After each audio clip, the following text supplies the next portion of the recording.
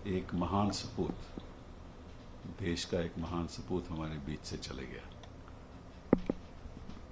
मैं समझता हूँ कि उनका योगदान देश के प्रति, कांग्रेस पार्टी में उनका योगदान इतिहास के सुनहरे अक्षरों में लिखा जाएगा।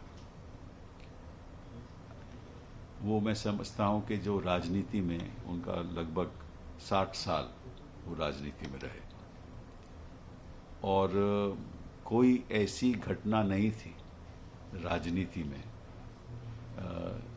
जिनसे वो वाकिफ़ नहीं थे।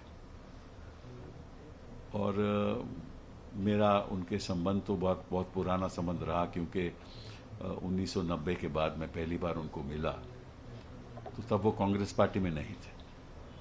तो मुझे याद है कि हम बेलवेडेयर में मैं, ललित भसीन और वो अक्सर कॉफ़ी पिया करते थे और चाय पिया करते थे और चर्चा करते थे कि किस तरह से कांग्रेस पार्टी का क्या हाल है और किस तरह से मुखर्जी साहब को वापस कांग्रेस पार्टी में आना चाहिए। फिर कांग्रेस पार्टी में आए और उनकी जो मेमोरी थी वो कभी किसी बात को भूलते नहीं थे।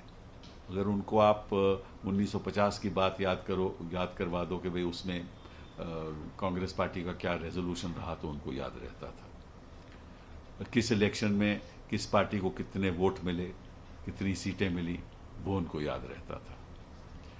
और मतलब कि वो अपने आप में एक इंसाइक्लोपीडिया थे। और ऐसे शख्स राजनीति में बहुत कम दिखते हैं। और उनको किताब पढ़ने की बड़ी दिलचस्पी थी।